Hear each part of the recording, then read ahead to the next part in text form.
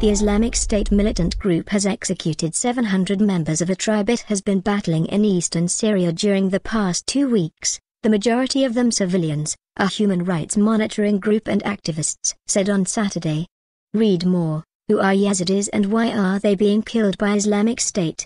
The Syrian Observatory for Human Rights, which has tracked violence on all sides of the 3-year-old conflict, said reliable sources reported beheadings were used to execute many of the al-Assad tribe, which is from Deir al-Zor province.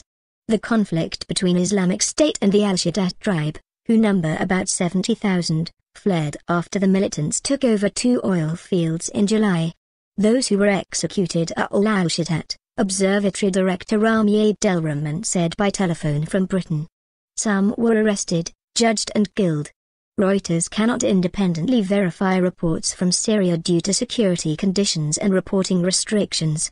Proclaiming a caliphate straddling parts of Iraq and Syria, Islamic State has swept across northern Iraq in recent weeks, pushing back Kurdish regional forces and driving tens of thousands of Muslims, Christians and the members of the Yazidi religious minority from their homes, prompting the first U.S. airstrikes in Iraq since the withdrawal of American troops in 2011.